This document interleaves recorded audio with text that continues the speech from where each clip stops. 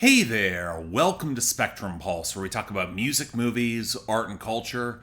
And today it's a big one, the newest project from Marianas Trench Haven. So here's the rare problem with Marianas Trench. If you already made at least two classic Canadian pop rock albums that are grandiose and huge and showcase immense compositional skill, and they're explicitly tied into the emotional through line that charts the band's entire career, and your last album 5 years ago was effectively a narrative coda to one of those classic releases, well, it places expectations in a bit of a weird place. I mean, it's not fair to expect the band to replicate the success of Masterpiece Theater or Astoria, and I mean, forget the charts altogether in this case. Their brand of synth-inflected theatrical pop rock was already an anomaly in the mid to late 2010s, outside of giving Panic at the Disco way more chances than they deserved. But in the mid-2020s, might as well be in their own distinct ecosystem, even as the scene keeps trying to find that popular revival. But I have been a fan of this band for over 15 years. I followed their lore. I made a special comment specifically on one song back in 2014, and after Phantoms decidedly put an end to their 2010s arc, it really raised the open question where the hell Josh Ramsey could take them next. And you can tell that open-ended thought inspired him to think bigger, go back to the drawing board, specifically referencing in an interview Joseph Campbell's Hero with 1,000 Faces and the underlying monomyth. Now, we'll probably get into that influence later on,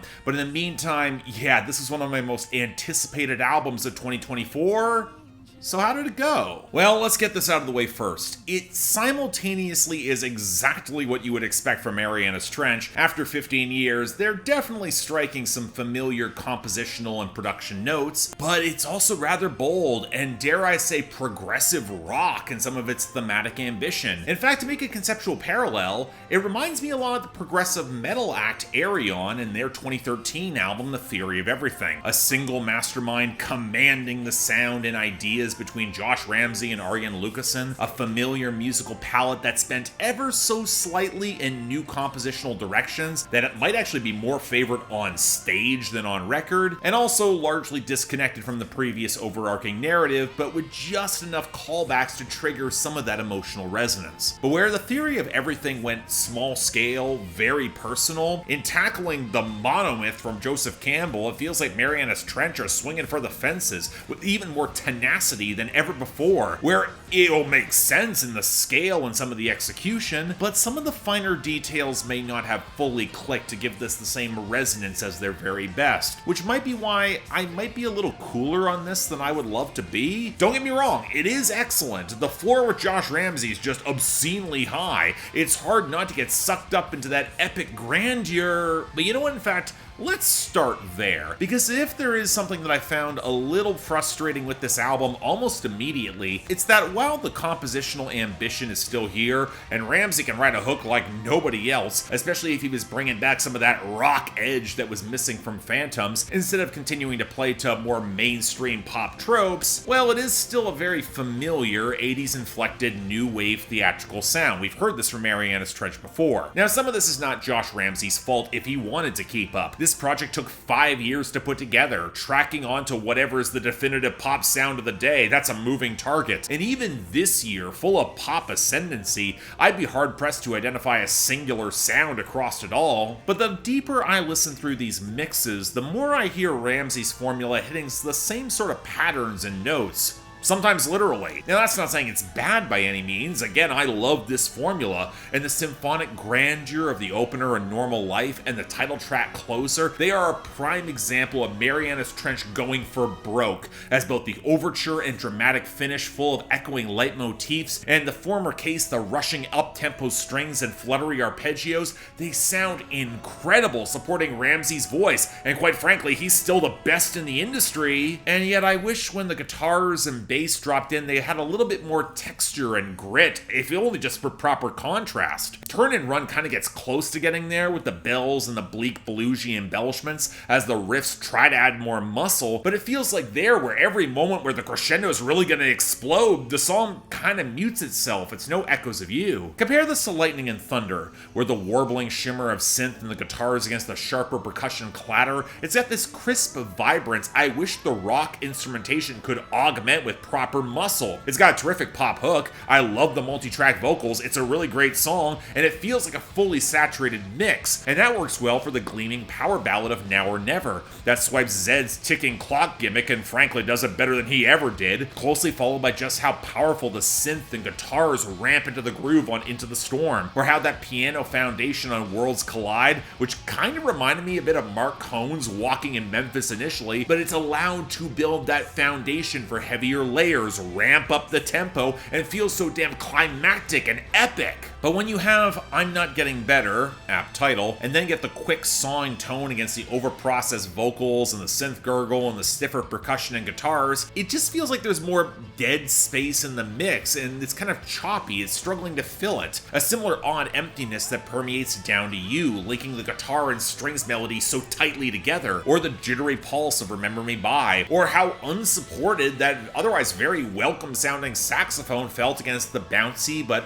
oddly brittle rollick of Ancient History. It was a good idea, just flesh it out more. And the compounding problem is that when the mixes sound a bit more bare bones or basic, broad stroke lyrics that would normally get swept up in the bombast and the groove wind up standing out more than they probably should, like Stand and Fight and Nights Like This feeling more basic. Even if Ramsey is delivering a fucking incredible performance in order to sell them, I still think there probably could have been a little bit more meat, at least melodically, or maybe in the groove. But you know what, let's get into some of that thematic touchstone. The hero's journey, widely considered the foundational metatext for storytelling the Western world over, and where we head into tricky territory, because I also know a little bit too much about Joseph Campbell and the stark limitations of that storytelling structure and monomyth. Without getting into too much detail, Maggie May Fish did an excellent short series of videos exploring Campbell's issues as an academic, from his questionable research to a certain conservatism in his framing, in order to collapse the cultural variance of so many cultures' folklore into something that's more streamlined for Western audiences and hegemony, which might be why Jordan Peterson loves him so goddamn much. The hero's journey is a fine bit of meta-analysis in microcosm, but the assumption that it is this universal paradigm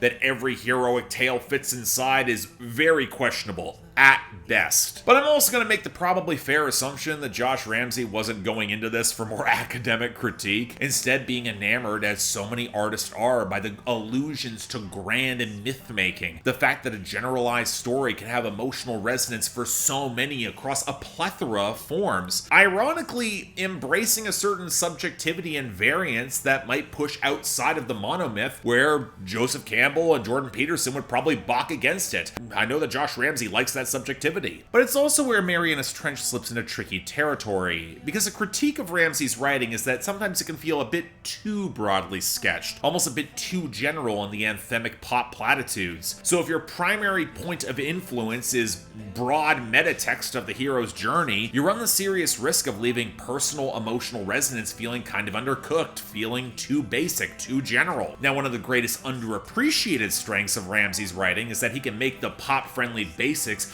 feel so much bigger and resonant than they might be through sheer force of will in the presentation, or some subtle flips and turns of phrase in the lyrics that I respect. But again, there was an emotional through line on previous records that might be tougher to find on Haven that's disconnected from the previous arcs, especially if he's hitting very well-trod or cliched ground in the storytelling and in some of these songs in microcosm. But is that really the case? I mean, Josh Ramsey's always been somewhat autobiographical to some extent, and in recent years, he's changed, he's settled down. When you're nearly 40 in a young man genre and you've got a baby, the arc of the hero's journey is gonna pick up a different resonance and path. Are you settling down for the normal life, even if your passion and lifestyle calls forth for something very different? Or in Ramsey's case, a backslide for the old relationship melodrama that has colored his albums for so many years. It arguably was his muse. And I'm not gonna lie, when I heard Down to You, I just felt this anxious pit in the depths of my stomach. No, come on, don't go there. You've come so far going forward. You spent 2 whole albums trying to reconcile. Please don't go back to the drama. But I get it. If you build so much of your artistic inspiration and successful art off of that romantic angst, and you've been trying to put it to bed, but life's not like that, and you've also expressed the paralyzing fear you might have a set number of songs within you before you're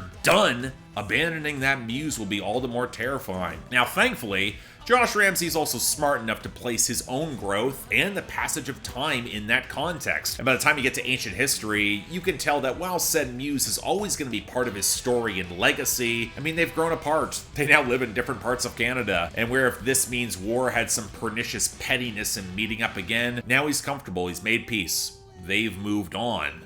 But hell, what does that even mean now for him? This album is intensely aware of that passage of time, how it can feel chasing that spotlight on the cusp of something new. And I was then starkly reminded of Def Havana's last album in 2022, The Present is a Foreign Land, where so much of it was them confronting the draining material cost of chasing that dream that seems ever so slightly out of reach, even more so now. And while Ramsey is more sure of himself than ever, this is uncharted territory. He knows it. And thus the second half of the album becomes a whirl of metatext. Old memories slamming into new experiences and possibilities. The hope that a new muse might spring forth with creative DNA of the past, with first a plea to the rest of the band to cherish the memories they have together, but then to the fans. A hope that they left something to be remembered by and maybe could make more going forward. And it all comes together on Haven, the closing track, where in an echo back to the end of Astoria and its Shakespearean reference to A Midsummer Night's Dream, this time it feels like Ramsey's referencing The Tempest, albeit loosely. Prospero's final epilogue was a plea to the audience for their indulgence to set him free, and it's hard not to see this album's culmination hitting the same note beyond the references to storms, feeling so close to that storm and her influence in both lover and muse, a plea to find escape in something new, a new dream perhaps altogether, especially with the reality that nobody's truly built to live forever, even in memory. But in the echo of musical motifs from previous albums, we hear the dispelling of some of those lurking voices in the night. Who are they, after all, to define what is an ordinary life, inflict upon him such fear, especially as he now has a partner and a child and newfound dreams, and all that for him now almost makes the most sense. In the circular conclusion of that hero's journey where one returns ever changed, he vows to define the extraordinary normal and move forward in both the personal and his art for himself and the audience at large. I mean, it's now or never. That's the dream worth fighting for. And to summarize, look, as I said, the floor of quality with Marianas Trench is ridiculously high. And for a different band, I'd be inclined to call this a transitional album into whatever the hell new conceptual lane he wants to try. But I also know how high my ceiling is for this group. It's why I'm as critical as I am. And it's hard to have a transitional album where you might not see another project for a rather extended time period. And it's also hard to escape the feeling that by painting to such broad strokes and meta-narrative, if you're not stretching to think how this album fits into a larger context and just taking the songs on their own, Marianas Trench are nailing familiar tropes, but they might be missing that next gear beyond the sheer epic excess. Now, I love that metatext. I think Haven holds up thematically, and once again, the intricacy and performance is incredibly impressive in this pop rock lane, but if you feel at this point Marianas Trench could afford to swerve a bit, add a little more muscle or edge back to their sound, or maybe one or two more top flight hooks that could match their best, or maybe just add some more teeth or complexity to the writing instead of playing to pop platitudes, well, I get it. Kind of holding it back a bit for me. I would not put this among their best. But it is still a great album. It's likely going to grow on me because nobody else commits to the grand swing like Marianas Trench. And it might be their first of their albums in a while that I could cite as a jump-on point, given the high concept approach with only passing references to that larger history. So if you're looking for that brand of pop rock, there are so few who do it better, and they deserve so much more attention, especially outside of Canada. And it might be cliche coming from me, but Marianas Trench delivered in a big way. Give it a shot. Check it out. So yeah, thanks a lot for watching. If you want to see more, please be sure to like, share, drop comments, subscribe. I'll admit I'm a little bit exasperated. I had an entire filming of this review and then it wound up out of focus. Incredibly exasperating, but again, I still really like this album, even if I don't think it's better than Masterpiece Theater and Astoria. Very few things are, though, and that's not to discount how great this is. And again, this is one of those Canadian secrets that the rest of the world should really have gotten on board with already. Beyond that, though, anything else I might be able to do to improve my presentation, I'm all ears. And if you want to help support the channel beyond buying my merch, well, you know what, I would say contribute to my Patreon, given that it is a way to access my schedule and my Discord server, but I've got something special coming up on the channel in a pretty big way in the next couple of weeks. Stay tuned for that. But until then, I'm Mark, you're watching Spectrum Pulse, and I'll see you next time.